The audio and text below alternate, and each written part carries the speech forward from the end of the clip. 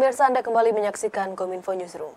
Pemirsa, Dewan Kerajinan Nasional memberikan pelatihan dan pendampingan kepada usaha mikro kecil dan menengah untuk memanfaatkan platform digital dalam memasarkan semua produk yang dihasilkan. Hal tersebut dilakukan guna meningkatkan daya saing UMKM di pasar global.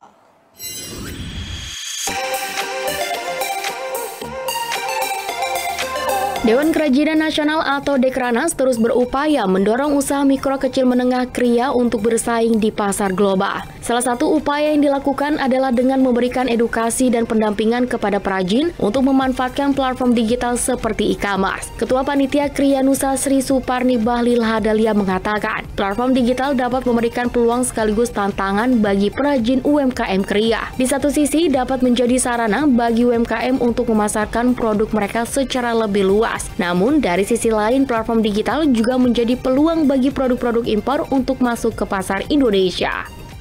Kita melakukan pelatihan-pelatihan juga, karena di Dekranas ini juga kita didampingi oleh para desainer-desainer yang luar biasa tentunya. Salah satunya yang hadir ini, Mas Musa. Ya, masih banyak lagi desainer-desainer yang mendampingi kita di Dekranas. Nah, ini menjadi salah satu strategi kita agar para perajin ini bisa lebih meningkatkan kualitas produk mereka, sehingga banyak diminati masyarakat seperti itu. Di samping itu, Dekranas juga melakukan berbagai kegiatan sosialisasi dan kemitraan untuk meningkatkan branding produk UMKM. Hal ini dilakukan untuk membantu UMKM dalam menjangkau pasar yang lebih luas dan meningkatkan daya saing mereka.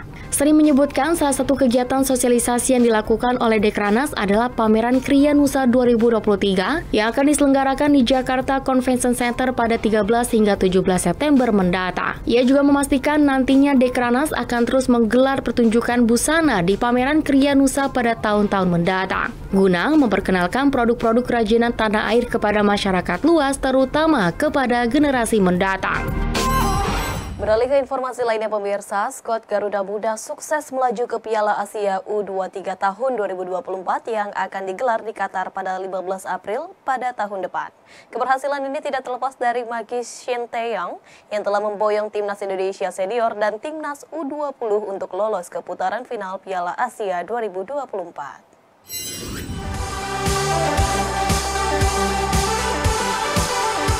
Keberhasilan timnas U23 tidak terlepas dari arahan pelatih asal Korea Selatan yang lebih dulu membawa timnas Indonesia senior melenggang ke putaran final Piala Asia 2023. Tim Garuda lolos dengan status runner-up grup A putaran ketiga kualifikasi. Timnas Indonesia mendulang 6 poin hasil dari 2 kemenangan dan sekali kalah.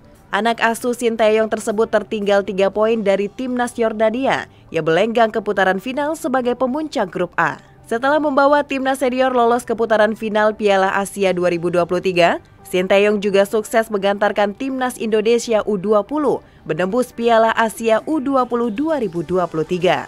Tim Garuda Muda meraih tiket berlaga di Piala Asia U20 2023 sebagai juara grup F fase kualifikasi. Timnas Indonesia U20 mengoleksi 9 poin, unggul 3 angka atas Vietnam di urutan kedua. Sayangnya, kiprah tim Garuda Muda di putaran final Piala Asia U20 2023 Uzbekistan harus terhenti pada fase grup. Berada di grup A dan menjalani laga pada 1 Maret sampai 7 Maret 2023, timnas Indonesia U20 hanya mampu menempati peringkat ketiga.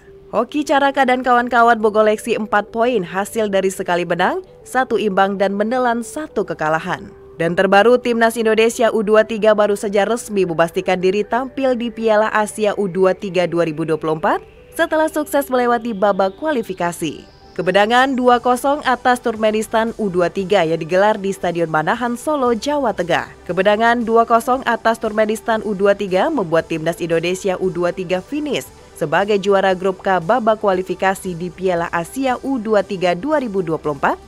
Dengan menyapu bersih fase grup setelah pada pertandingan pertama juga sukses melibas Taiwan dengan skor telak 9-0. Dalam pertandingan melawan Turkmenistan, Garuda Muda berhasil unggul di babak pertama melalui gol yang dicetak oleh Ivar Jenner pada menit ke-40. Selanjutnya pada babak kedua, Indonesia memantapkan kemenangannya dengan gol yang dicetak melalui sundulan Pratama Arhan pada menit akhir menjelang peluit panjang dibunyikan wasit. Seusai laga, pelatih Timnas U23 Sinteyong memuji para pemain usai menciptakan sejarah bagi Indonesia. Sementara, gelandang Timnas Ivar Jenner mengaku senang telah membantu tim lolos Piala Asia U23 2024. 우리 선수들 승리했기 때문에 축하해준다고 얘기해 주시고 너무나 우리 모든 선수가 너무나 잘 준비했고 잘 싸워줬고 원하는 대로 경기를 만들어가서 좋은 결과를 거둬서 우리 선수들한테 너무 감사하게 생각하고 있습니다. It's a very good match. I'm very happy to score the 1-0 for us. I think Turkmenistan was a better opponent than Chinese Shanghai, but we showed a good game, so we're happy. And now we go to the Asian Cup, so let's go. Direktorat Jenderal Perkeretaapian Kementerian Perhubungan mempertimbangkan menambah kerangkaian kereta LRT Jabodebek yang dioperasikan. Hal ini menyusul peningkatan animo masyarakat yang menggunakan LRT Jabodebek. Jumlah rangkaian LRT Jabodebek direncanakan akan ditambah menjadi 16 rangkaian dan secara bertahap akan ditingkatkan menjadi 27 rangkaian.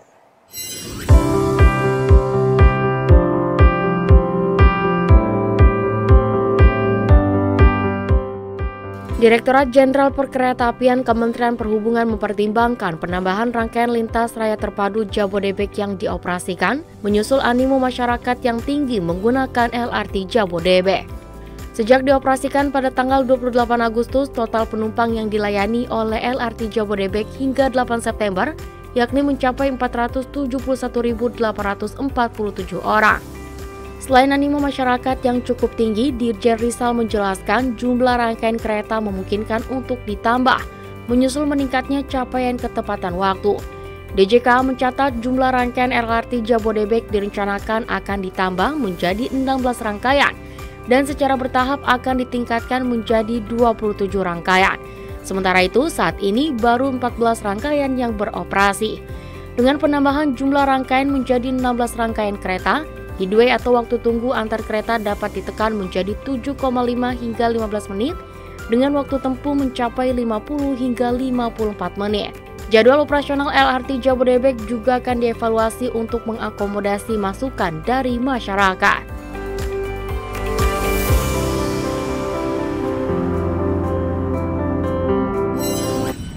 Presiden Joko Widodo pada hari ini menjajal kereta cepat Jakarta-Bandung. Presiden menyebutkan dengan adanya KCJB yang direncanakan dapat diakses oleh masyarakat pada awal Oktober 2023 mendatang, akan mampu untuk mengurangi kerugian akibat kemacetan yang mencapai 100 triliun rupiah di wilayah Jabodetabek dan juga Bandung.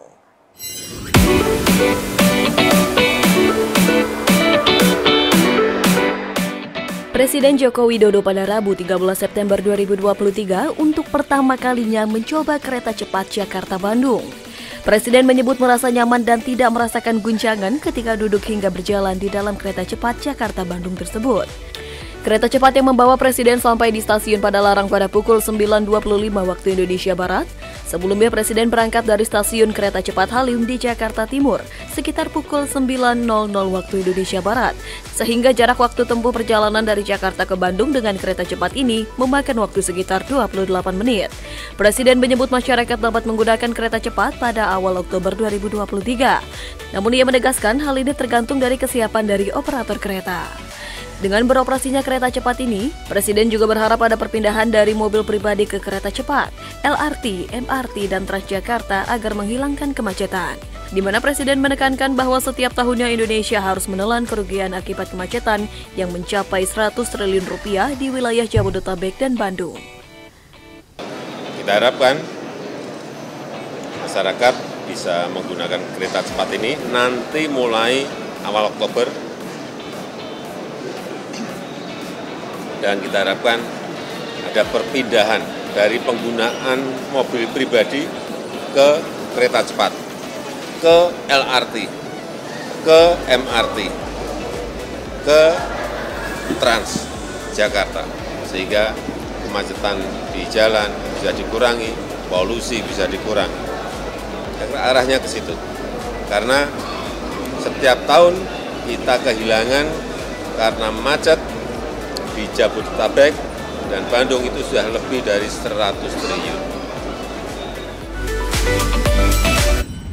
Pemirsa tetaplah bersama kami karena usai jeda kami akan kembali dengan informasi lainnya.